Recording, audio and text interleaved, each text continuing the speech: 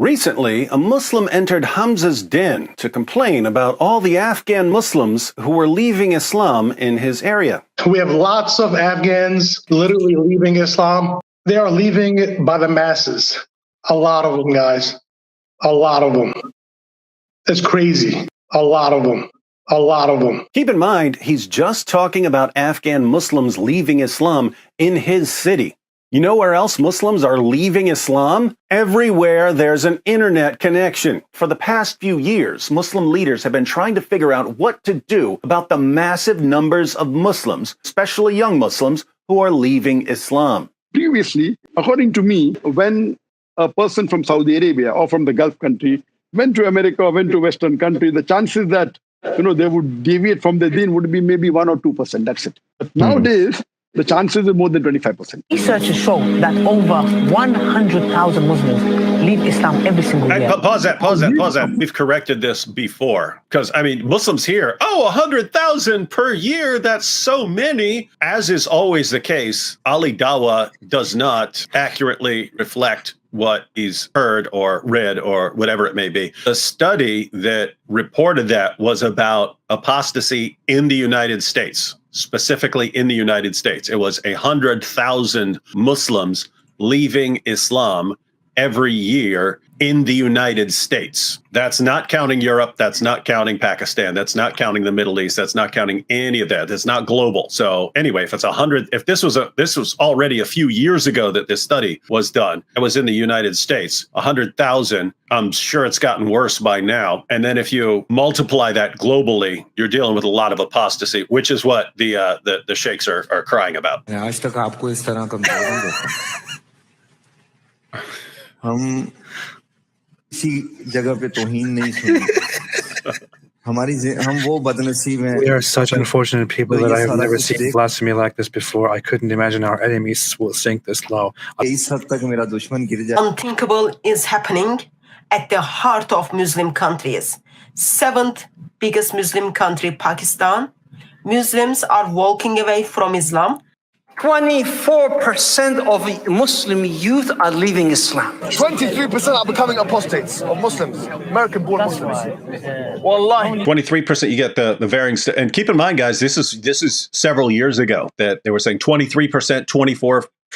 I think Zakir Naik said 25% young Muslims leaving Islam. And guys, that's not where it's stopped. That it's in the process of accelerating. And that's where they were at a few years ago. And keep in mind, we know about that stuff from Muslims who posted these clips of their discussions saying, hey, there are all these Muslims, they're in Muslim schools, they're leading prayers. Some of them have memorized the Quran and they're leaving Islam. What do we do about this? To all you sheikhs and imams and dawah gandists who are watching, this is what happens when you use deception and manipulation and threats of violence to control people. It may work for a while. It may work for 14 centuries. But eventually, the people you've been deceiving and manipulating and threatening get an opportunity to think for themselves. And that's when you lose control over them. And when you lose control over them, you panic. And when you panic, you get desperate. And when you get desperate, you put the future of your religion in the hands of da'is who are only going to accelerate the avalanche. If you look just at the Quran, you will get the indication that you can have the 5-year-olds. How's that for a cup of cold Zamzam water in the face? Wes, one final question. Have you noticed, it was basically several months ago, I posted a video at the beginning of 2025 saying it's time for Christians to get excited about 2025. And I pointed out how the new atheism was like fizzling out because all the stuff that they said was going to happen if millions of people become atheists, none of it happened. And then you have what's called the avalanche of apostasy in Islam, meaning that the apostasy rates went from close to 0% like 20 years ago to like 26% right now. And so they're panicking over apostasy and so on. And then there was a study. I did a show with a guy who did a study in the UK. What he thought was the same thing most of us would think, namely that each generation is becoming more atheistic in the UK. And he said it's actually the reverse. The oldest generations were the most atheistic, and the youngest generation is actually the least atheistic. Now, some of them are calling themselves like spiritual and things like that, but they were like they're like massively open. They're like massively open to this sort of thing. And then, of course, there was the Pew study that just came out that there was a steady decline for decades in the number of people who identify as Christian. And then like for the past 4 or 5 years, it's actually been increasing. So I kind of put all that together and said, this is like kind of a really good year for preaching the gospel and so on. But now just over the past couple of days, I keep seeing like Inspiring Philosophy just posted a guy who's like, what's with all these people converting to Christianity at Oxford? What's going on with this? What are things looking like for you as far as this, like maybe just being a golden year for some sort of like revival in Christianity? Yeah, I mean, I think it's God's providence that any of this stuff is happening. The fact that I was talking about Christian manuscripts on Joe Rogan is ridiculous. That Andrew Schultz was asking me about Bible discrepancies, like what is happening in this world, like where it is very strange, but it's really, really cool to see. I think the inverse of what the New Atheists predicted in the early 2000s that would happen. We had a lady, I've mentioned this a couple times on like our podcasts and stuff, the AC podcast, go subscribe. Like we had this lady write in who works at probably the last Christian bookstore that exists in the entire country here in Canada. And she said that teenagers are walking in and asking where they can find Bibles because all their friends are reading Bibles.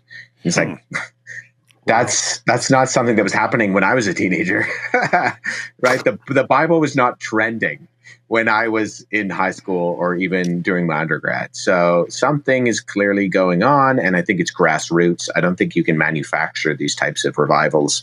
There are seemingly manufactured revivals that have happened, and I think what we're seeing is something that is the work of the Spirit in just regular people. And I have had people contact me who you would not imagine who are like public figures and saying like, I'm really interested in this stuff. I think Jesus is God.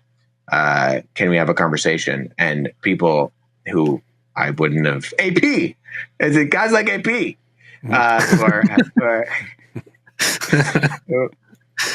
Who are really thinking things through and asking the right questions. So I think it's a really cool time to be alive. It is. Yeah, and I view it the same way as like Providence. So I don't think it's just like a bunch of people deciding, hey, let's decide what to do now. It's more along the lines of like God saying, hey, you saw what you have your lesson on where all these other things lead to. Let me give you guys another shot right now. God is bringing Indian Muslims and Iranian Muslims and Egyptian Muslims to Armenia to hear the gospel and become Christians. Mm-hmm. When I was in Armenia, I was working with training a bunch of college students in apologetics. There was testimony after testimony after testimony of Indian students who'd come to Armenia to study to become doctors, who had through the work of the student ministry had come to know the Lord, and so they were in Armenia. They got their degrees, they became Christians, and then they were going to go back to India. As a matter of fact, some of them just didn't even know what they were going to do when they back to India, because now they're going to go back to their Muslim or their Hindu families and say, now I'm a Christian. We have Iranians coming to our church every Sunday. And on what I've noticed is that we have guests from Iran every Sunday as well. And it's always the first church they've ever been to, and we're really the first Christians they've ever met. And they're saying, we came here because we wanted to hear about Christianity. It's just like this place is just it's an amazing place where God is bringing people. Artur, as you said, he changes borders and he brings people to and fro, and he's bringing them here so they can hear the truth. These are good times. It's a weird. Everyone's like miserable and depressed about all the things that are messed up in the world. It's like, are you missing how awesome things are right now? If you want to reach people with the gospel, mm-hmm. Right when people are looking at the demographics and saying, oh my goodness, in 2050, it's going to take over this European city. And in 2060, it's going to take over that. And right before all those things happen, all of a sudden, Christians get open access to the Muslim sources, as Jacob was pointing out. It was hard to get sources back in the day. Now we have open access to all their sources that we can use to expose the lies of the Dawa guys. And all of a sudden, for the first time in history, we get open access to Muslims around the world, wherever they are. We can get to them at least through the internet. And it's like, so wait, right before all this stuff that you're terrified of happening happens, everything we could possibly need or dream of gets put in our lap. I could talk to a Muslim in Saudi Arabia right now while we're live if I wanted to on the on the internet. These are awesome times. So I look at this and I was like, wait a minute, right before all this bad stuff happens, everything gets tossed into our lap. I look at this and I say, hey, Islam, looks like the Almighty has delivered you into our hands.